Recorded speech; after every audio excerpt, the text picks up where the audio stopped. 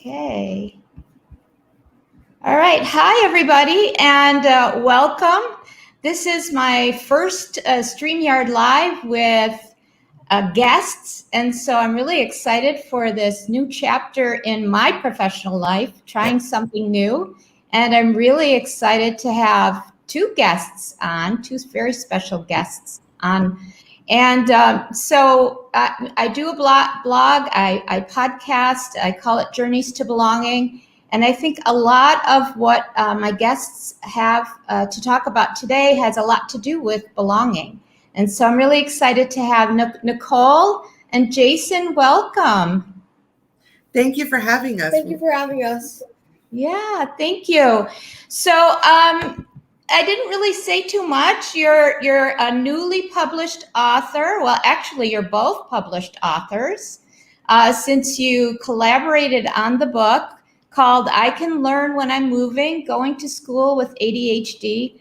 And it sounds like it's been, I mean, I've had my journey, but it sounds like the two of you have had quite a journey in Jason's 9 years. So I didn't really talk too much about you and Jason. Nicole, you want to go ahead and tell us what you do, a little bit more about the book before we start with our questions? Sure, absolutely. Thank you very much for having us here. It's really exciting for people to read our story and to want to talk about our story. It's, something that we're still living. He's 10 in fifth grade, but, it continues to be a journey. And I know that this is a journey that, from sharing on social media and from blogging before I wrote the book, I know that a lot of people are also going through this journey as parents. Mm-hmm. And I know a lot of teachers are also struggling to reach kids that have ADHD. So I think that our story and all of these stories need to start being told more and highlighted and shared. So that's what we're hoping to have come out of this. Yeah, and it's a really important conversation to have. I don't know what the statistics are here in Kuwait where I live, but I do know that ADHD is quite high in students and also in adults. I think a lot of it goes undiagnosed. We didn't really talk about it too much number of years ago. But and teachers do struggle, parents and teachers do struggle. So it's an important conversation globally, I think. And so so I'm really excited to kick off my live with something that's so really urgent and important. That the way I'd like to start this one is because I usually ask for what if I say the word belonging to you, what do you think? But I'd rather start with asking about Jason's strengths and superpowers. So I want to look at the asset-based rather than the deficit, and then we'll start talking about his ADHD and your journey. But I want to know what are Jason's superpowers? Do you want me to answer that or you? You answer it, but I might add something in. Okay. He'd like me to answer, and if I forget anything, he'll let me know. Absolutely. Wonderful. I like that. Good arrangement, Jason. It's good. It's a good idea. Jason is brilliant. Jason is extremely curious. And something that strikes me about him is that since a young age, he was curious about things outside of himself.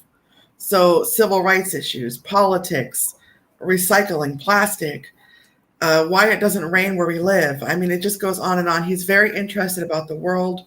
He's very empathetic. And I've read that a lot of ADHDers are. And I don't know if it's because they receive so much negative feedback that they become more empathetic souls, or if it's part of ADHD, I'm not sure. But he's very empathetic. And he's also, and one of the reasons why I think this book was possible is that he's very articulate and he's very self-aware at a young age. So he's able to express himself in a very honest and open fashion that I think at 44, I'm still struggling to do sometimes. I know, I'm almost 65 and it's just sort of come to me recently, but sometimes I wonder if I have it all under control. So yeah. That's wonderful. That's really amazing. It would, you often hear that students who are very active, who you believe are not really paying attention in the normal sense of paying attention, are really super focused, hyper focused. And I think you've mentioned that also about Jason, is that there are things that come in that we wouldn't think as teachers or as parents that they're really paying attention, but they are. So I think it's so important for us all to feel a sense of belonging in the classroom, and just in general. But I think probably part of Jason's journey, and maybe even yours as a mom, was that fact that you didn't feel that you belonged. And so I know this was one of the later chapters, and I'm sure it's probably one of Jason's big challenges at school. So let me know a little bit about what those challenges are, and sort of how you've helped him through it. Do you want to talk about belonging, or do you want me to? First of all, did I forget any of your superpowers? No. I got it. Soccer. Oh, soccer. Awesome. Soccer. Awesome. He was ticking them off as you were saying them. Sports in general too. I don't really know what that means. So can you answer that? Then I'll try to answer it, I guess. Oh, belonging? Like, have you ever felt isolated, or like you weren't a part of the group, or kids didn't want to play with you, or like you weren't accepted in the classroom? Normally, if I wasn't accepted in the classroom, then I would go play something by myself. Okay, so you just kind of went and did So I was your kind own of thing. isolated, but I always had that nearby friend. So Okay, so you didn't feel too isolated. no. No? No. Okay.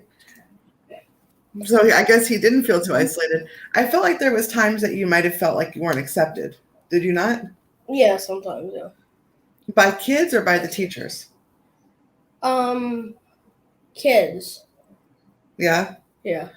And that's something I talk about in the book too. I think that was more when he was younger, so he may not be as present to those memories right now.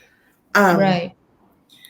But definitely when he was younger, he had a lot of impulsive behavior, and could even hit or throw things and things like that. So that was a little off-putting, obviously, to other children. And that's something that I think is really important when we look at inclusion. For it to be a meaningful space, we can't just, throw everybody together and we're all going to do great. We really need to have some training for the other kids as well to understand why children with ADHD or autism or dyslexia, why they may have difficulties with different parts of learning or behavior. Right. Support that belonging. Yeah, and you talk about that in the chapter about, you talk about the inclusion model and all of that. So I'd love for you to talk more about that. How does that work?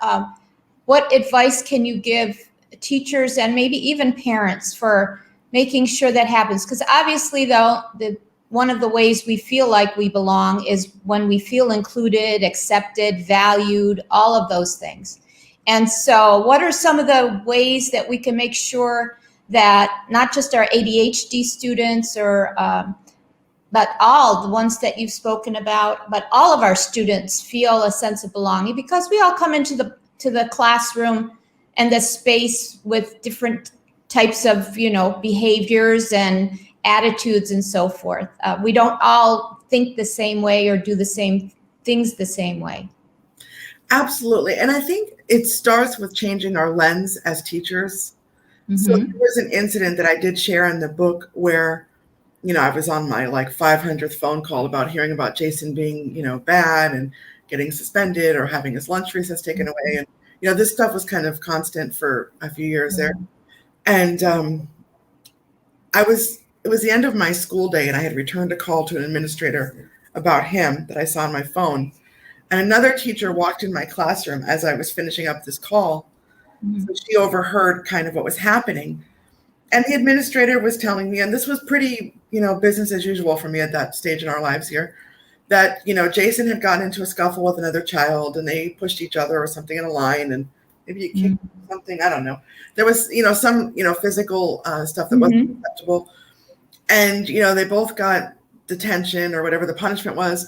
But then at the end of it, she said, and I told Jason that other kids don't want to play with him because of the way he behaves and that he has to understand that. Remember that? And I don't remember the wording exactly. I tried to be pretty accurate in the book, but that was sort of the sense.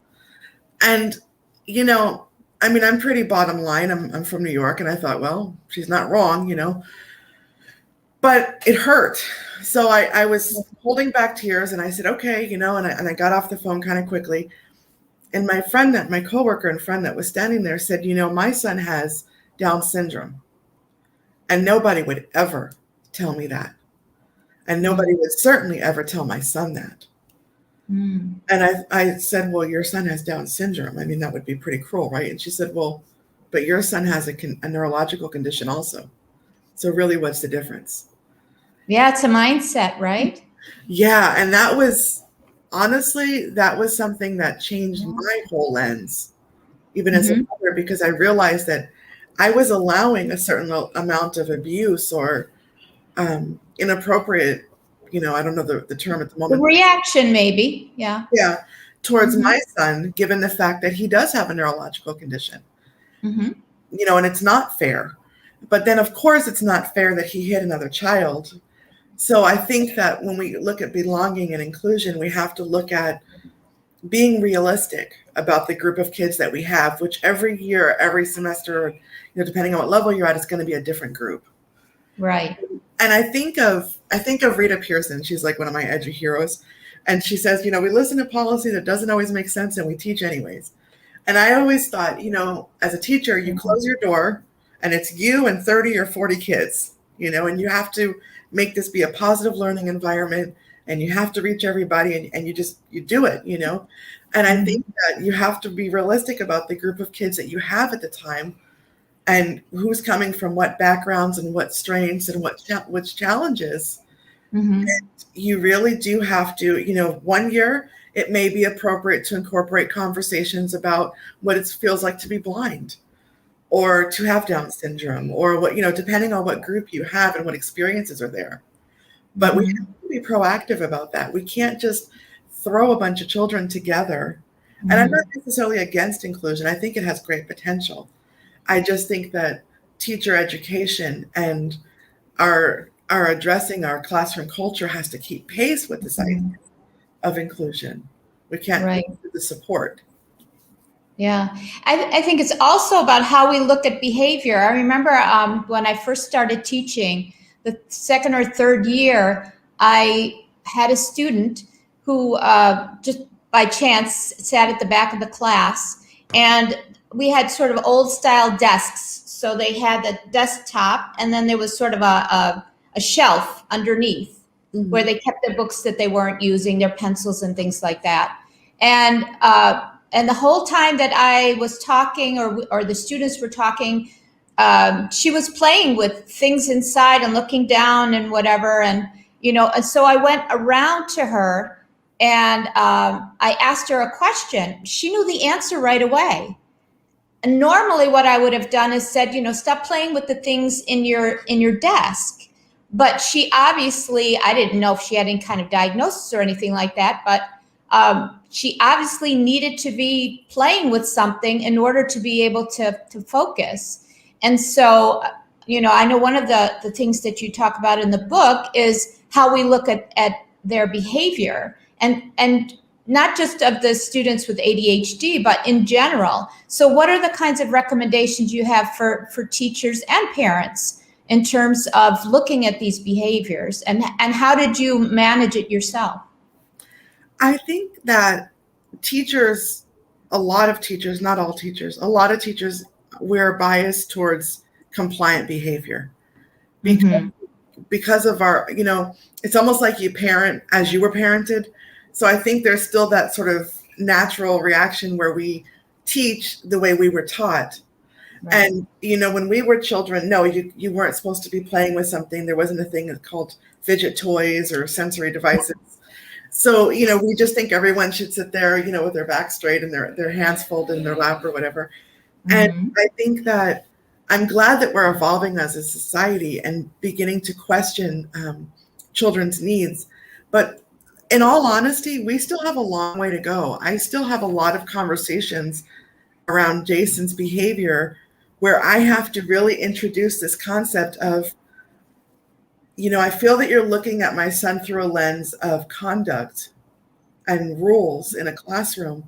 And I would like for just a moment if you would look at his behavior through a lens of his behavior as a message and his behavior within the context of somebody with ADHD and the needs that he has.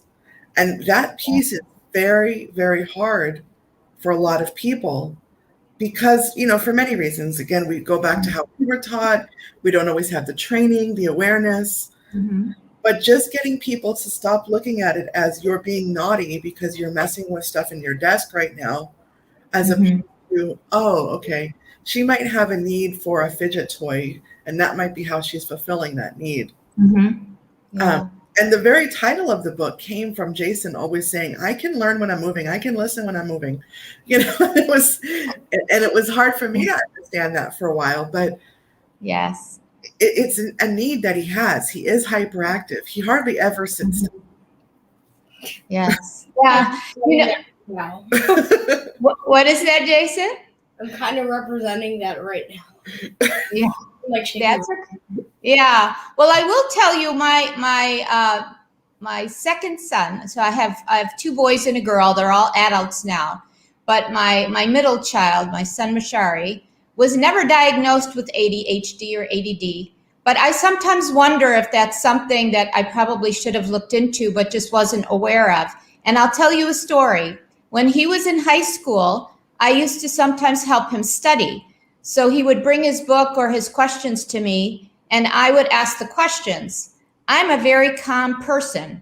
And so, I was sitting, and he would get up and he would start pacing and answer the questions. And I remember, this was years ago, but I still remember it. At one point, I said, Mashari, you're making me nervous. Can you sit down? And he sat down and he could not answer the questions. He said, Mama, I'm sorry. I have to move around. Otherwise, I can't think.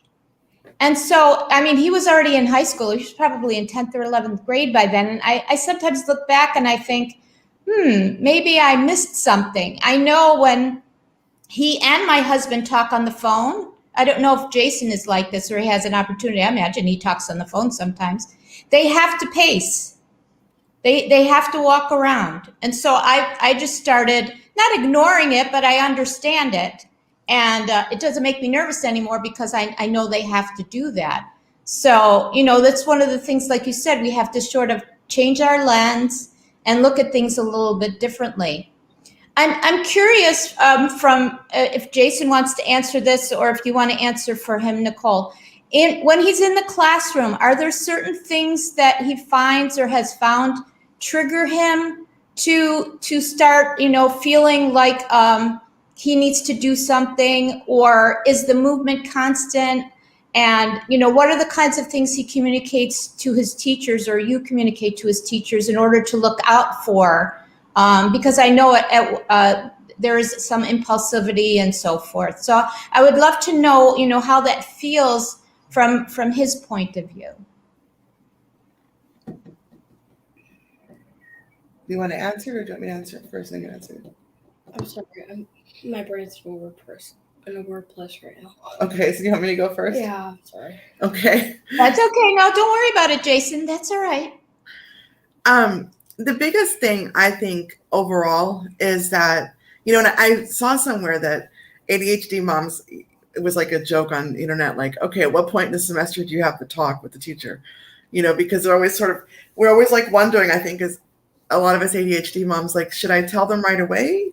Should I let it kind of happen a little bit and then talk to them? But there definitely does always kind of have to be this talk, like, okay, this is what works for me, this is what doesn't. The big talk. The big talk. The big talk. Oh, interesting. Okay. And one of the things I always tell them is that Jason does not need the rules to be explained to him over and over again. As teachers, we want to like re-explain the rules. And it's not that he doesn't understand the rules. I have them nailed in my head, yeah. Yeah, he's got them. I bet you do. I bet you do. You know what is expected of you. I bet you do, Jason. Yeah. He does. And it's more about helping him create that space between emotion and action, or when he's getting worked up, to help him have a landing pad. Mm-hmm. So that could look like it has to start with a strong relationship with the teacher. You really have to keep up with your ADHDers. And then he doesn't necessarily need, Jason, we can't throw pencils because that hurts people and, all this stuff. He knows that. He knows that already, yeah. Exactly. It's more my reaction. Exactly. Like a natural reaction sometimes. So what's more helpful to you than, Jason, don't throw the pencils? Trying to help me cool down. Yeah. So just I won't be throwing pencils. Exactly. So just maybe giving him, like, he likes to go by himself sometimes. Sometimes he likes to leave the classroom and go with a counselor. So he just take a walk up and down the hallways, I imagine, is helpful. Yes. He likes to be able to have the freedom to do that or stand outside. He also enjoys sitting by himself sometimes, even though he's very social. I used to be concerned when he was little, like on carpet time, when they do that like circle and everybody sits on the carpet, and they would put Jason, and they would put him in a chair. And I would be like, as a parent, like, hey, don't isolate my kid like that. Why is he in a different chair than everybody else? Yeah. But then I started to learn that he preferred it. So I had to have an open mind. Okay. So it's his choice. Yeah. He felt like there was movement, less, kids wiggling around and stuff. So he was, all that stimulation is hard for him. It's a lot of input. Yeah. So he was more comfortable on a chair, with the group, but kind of with his own boundaries. Yeah. Yeah. And I think it's really important, like you said, the relationship with the teacher is just as important as his relationship with his peers in the classroom. Having that ability to be able to ask the questions and find out exactly, either what the trigger is or how he's feeling. So that's the next thing I wanted to ask. You mentioned in the book about when he was in preschool, they had a social emotional learning kind of lessons and things like that. And that was really helpful as a foundation for Jason and to learn about emotions and things like that. And I think a lot of kindergartners or preschoolers go through that, but then they don't really know how to name their own emotions or talk about those. We talk about big emotions or the big feelings.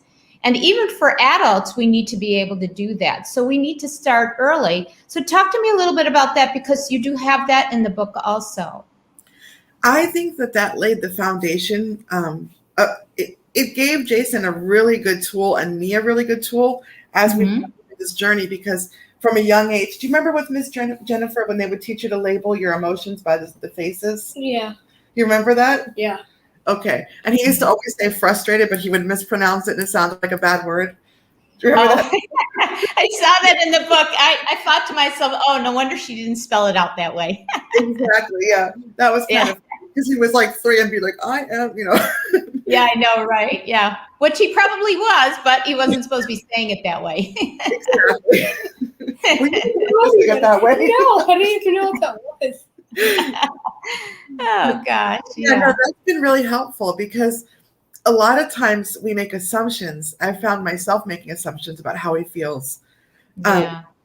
Like with the box, right? Yeah. So somebody, I don't remember what grade that was, but at some early grade, somebody drew a box with tape around his desk. And they said, because he moves, and then he's double jointed everywhere. So he does like all these weird yoga poses during class. Oh my goodness. Yeah, he's pretty distracting. So she put him in a place where other people didn't, really focus in on him, and then drew a box with tape around his desk. And at first he was really like offended. Like, what do you want?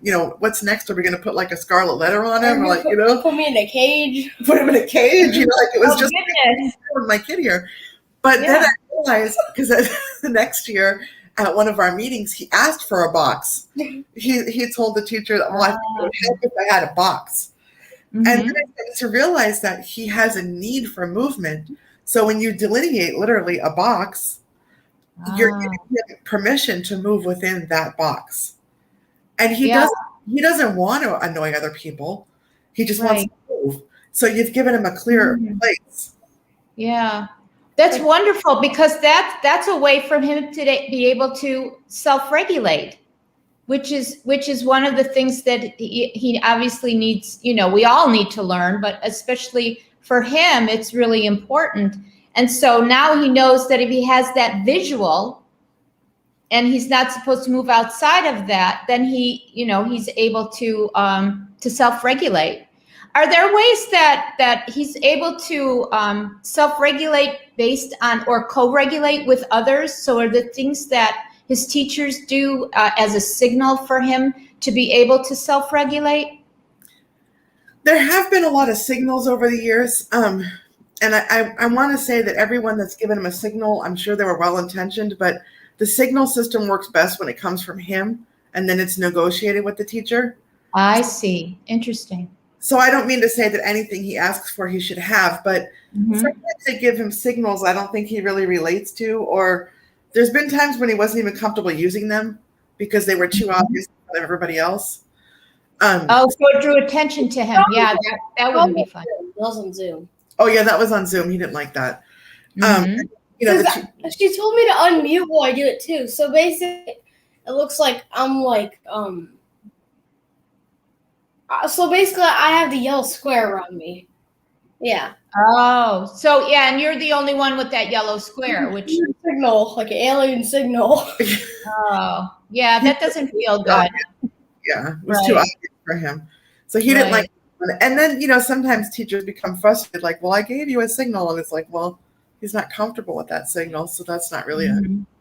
a good system. It has to be a conversation, definitely.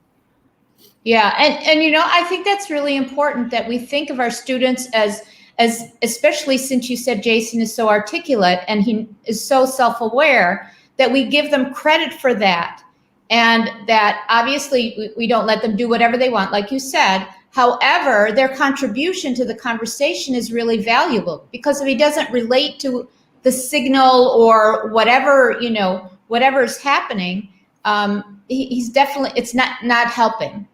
Right? There's not going to be that self-regulation as a result. Exactly. Yeah. And that's something that I'm a big proponent of student choice and student voice in general as a teacher. And I really just think that student choice and student voice has a huge place in working with kids with learning exceptions, because we really have to be realistic. And even as a parent, like there's a few things like I shared that I was like even offended about. Like, what do you mean a square around my son? But he likes it. Yeah. But he likes it. So, just really understanding their needs, not what we think they need. Right. Yeah. And when you find out that it was something that he realized he needed, and perhaps if the teacher hadn't done that the first time, and like you said, Nicole, teachers don't do things in order to upset a child. They're doing things to try to make sure they can keep the class going, and to try to have the student be able to regulate himself within those boundaries. But sometimes we do need to listen to them if they have something to say. So going back sort of to the social emotional and talking about big emotions. Are there opportunities, or does he need opportunities? Students with ADHD, do they need opportunities to be able to talk about their big emotions when they get angry or frustrated? And is it more appropriate for them to do that in class or with a counselor? How do you sort of organize that? What about you? What do you think? It would depend on different school years. In general, you prefer to speak one-on-one than with people, no? Yeah, like last year I did Mr. Nelson's law. Yeah, So he's speak found to- like a pull-out counselor that could be available to him, helpful. Nice. In general, Jason's kind of a private guy, which is ironic that he's willing to share like this. But Well, I'm really excited that he is. Thank you. I know it's so early for both of you. Oh no, it's fine. I think that when he has big emotions, and in those moments, he doesn't really want to share. I don't feel like you're comfortable sharing to a lot of people. Would you? No. Like, he'll often come to me and say, "Mom, I need to go in your room and talk to you." You know, Mm. sisters to hear. So, Right. well, in general, he doesn't want his sisters to hear things. Well, that's a sibling thing. I certainly understand that. Yeah, that's another story maybe. But yes, in general, he does like one-on-one. And I think also one-on-one is good for him, at least, because of the stimulation piece. So in a classroom, just the actual activity and the lights and all that can be kind of not helping him to calm down. So removing him from that space to a quieter space is a great thing. And that's not always available at schools, unfortunately, because, as we know, we don't always have enough counselors on staff to be able to handle, depending on the numbers at the school. Right. So would you suggest in those cases that there's some designated space or way for the students to be able to calm themselves or calm down, or even another teacher who has an off period at that time that the student trusts? I suppose that there are ways to do that, right? There are, and it's not even like he necessarily needs a conversation always, because there are times that he would be sent to a different classroom with a teacher that he feels comfortable with overall. But the teacher might have been teaching and he didn't even interact with the teacher. He would just go sit in the back and calm himself. But I think definitely for Jason, at least, removing him from a setting is key to de-escalating things. Oh, I want to add to that. Because when I'm in the cool teachers, let's just call it cool teacher because I don't know what to call them, in the cool teachers class, then I feel like it's a safe environment. Yes. And that's a big part of belonging, actually, feeling that safety. And so establishing those relationships, feeling that you can trust that teacher, not to call you out in a way that, makes you more upset. All of that has to do with, feeling that you're in a safe space and that you can be your authentic self. That's what Brene Brown talks about. It's not about fitting in. It's about being your authentic self.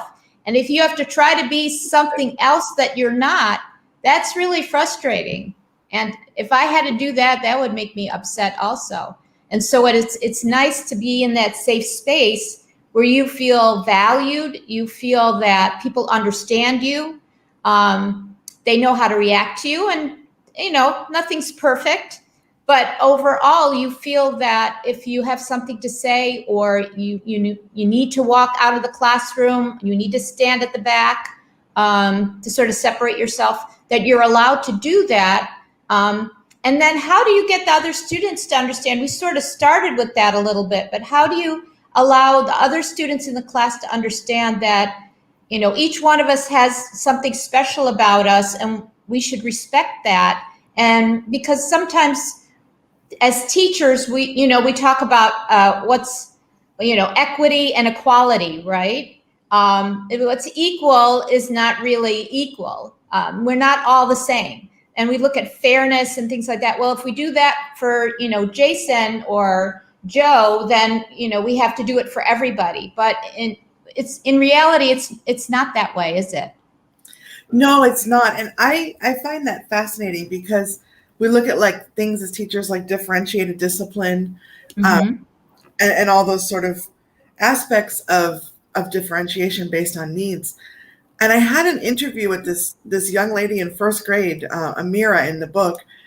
And I found it super interesting how when I was talking to her, as a teacher, I could kind of read between the lines and see what interventions, because we have names for everything, her teacher into place. Right. This environment where she has this friend that she talks about that goes on Godzilla mode when he gets angry. And she knows that he has ADHD because, they've been open about that within the classroom environment, which of course, goes back to a choice with the parents or the student. But in this case, that's what's been done. And, she's found a way to understand that sometimes he gets mad, and then I found it really interesting because it didn't occur to me that Amira needed reassurance that when her friend got mad, that he would calm down and still be her friend. Oh. And, that didn't occur to me. And she said, well, my teacher, Mrs. B, explained to me that when so-and-so gets angry, he just needs to go to the counselor and have him help him calm down. But when he comes back, we're still friends. And he doesn't mean to have yelled or whatever he did. Oh. So, I guess her teacher did a really good job of explaining that impulsivity, Mm-hmm. and how that doesn't necessarily change the overall emotion. And it's Right. not that Mira should be repeatedly subjected to somebody yelling or going on Godzilla mode, but that her teachers created an environment in which she's able to understand that, okay, this is what my friend does sometimes, and he Mm-hmm. go to the counselor, and then he comes back and he's in a whole different space. Yes. So personal. Yeah. And isn't that wonderful as a life's lesson? Because we're going to be interacting with people who are all different, with all different types of behaviors. We need to understand where our boundaries are, and the fact that it doesn't become, like you mentioned, Nicole, that it doesn't overwhelm her or become abusive in a way, but that she does understand that if that behavior happens, that friendship is still there. The behavior was separate from that friendship or their relationship as friends. And for a first grader, that's really awesome. She's the one in the picture where you have the picture at her back, and she's got her hand on the other student. Yeah. And that forms lifelong relationships, right? Which is what we want to have for our children, is that they have those deep and meaningful relationships with others, with their peers, and know who they can go to when they need to be able to regulate, when they need to feel that they have that safe space. And so we really need to have that. I want to ask you, Nicole, because I know here it's gotten a bit better in Kuwait, but for a long time it was the labels. We don't want to take our child for testing because then our child will be labeled. And oftentimes, especially with ADHD, you find that after you've sort of eliminated the other possible causes for the behaviors, that it's really important to also exclude the ADHD for the hyperactivity and the impulsivity and so forth. But many times when I was principal in the elementary school, parents were reluctant to take them to do those kinds of assessments, even when they were old enough, because they were afraid of the label. What will happen if my child is labeled? What would you say as a parent and as a teacher? What would you say to parents about that? Or what do you say to parents when you've had students in your own class like that? And I think that this label idea, in many cases, and I don't know how things are in Kuwait in this, in education. When I was a kid, children that had special needs were like someplace else in the back of the school, on a different bus, like very segregated. And I think that I feel like a lot of adults have this idea that if their child has a label, they're going to be separated from society, from the school society. Yeah, because they're different or odd or Exactly. Like we're still operating with that paradigm. When in reality, when we label something, all we're doing is giving it a name. I'll be honest, I couldn't wait for a label for Jason because I really couldn't, because he because he was acting in such a way that preschool, I didn't know what was going on. I didn't know where they were coming from. Did I need to be stricter? Was it my parenting? So when we finally got a label, it was something I could Google and I could learn about and I could understand. Right. And do something about. Exactly. It was empowering for me. Yeah.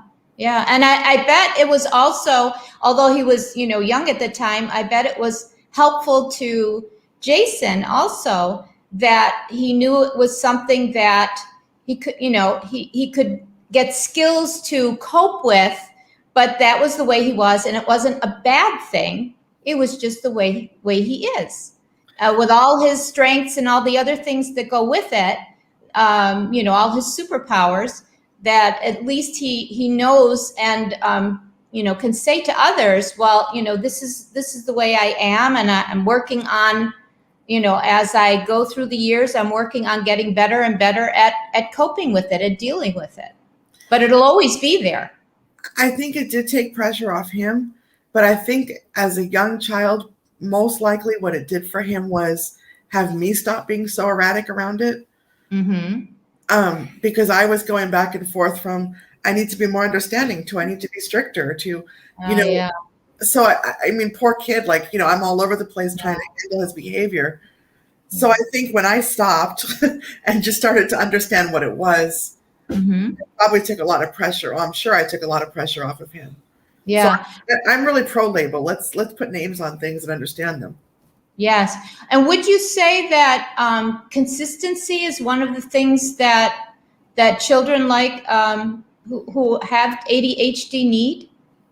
I think consistency, but I think that if you take a step back even before consistency, when we have the correct lens, I'm looking at it for what it is, and through this idea that he has different needs and behaviors, messages, I think that to me is the biggest shift. If I could get teachers to consider that and parents to consider that idea, that concept, that's where we really change how we interact with our kids with ADHD.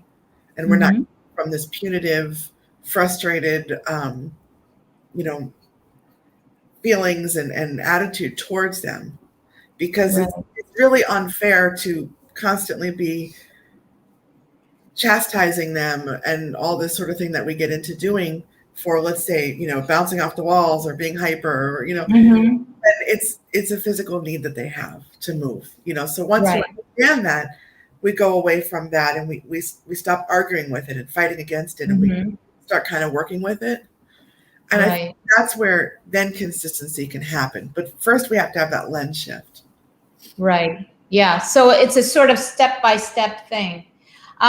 For those who are watching and listening, or those who are watching the recording, obviously there's a wealth of information from Nicole and Jason's point of view, but you also have included other experts.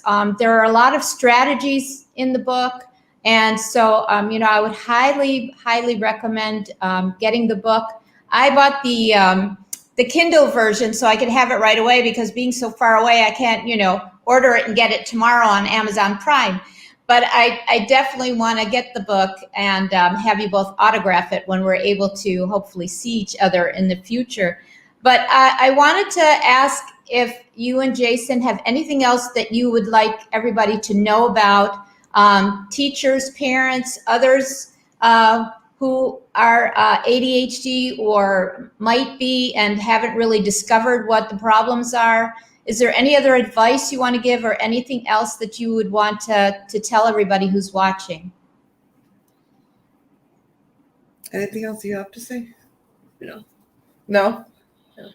I think it's just touching to us and gives me hope that, like you mentioned, all of these education experts shared strategies in the book. It's touching to me that people read the book, that they listen to these kind of conversations, that even though we don't have all the answers, none of us have all the answers, we're still working through this. Right. That so many people care enough to listen and to try to understand, and to listen with an open heart. Right. And, when I reached out to the people that contributed in the book, Barbara Bray and Laura Robb and Dr. Brad and Dr. Lightman and Shilpi Maja, and there's so many of them, Melissa Sidebotham, I was sort of like, those moments in life where you're like, well, we're going to see what happens. I'll ask them, Alice Aspinall and Lindquist. And I reached out to them because I felt like they were able to give me whole class accommodations in their content area that would be best. Because even though accommodations for each student are wonderful, there are definitely things that we can do for the whole class proactively that meet different kids' needs, and that are better practice for everybody, in fact. So it takes some of that pressure off the teacher where, I have 170 kids and I have all these different lists of accommodations. Well, there are certain things we can do for everybody that proactively meet these needs. So just, having these education experts willing to share their points of view in the book and their expertise was pretty amazing for a mom that struggled.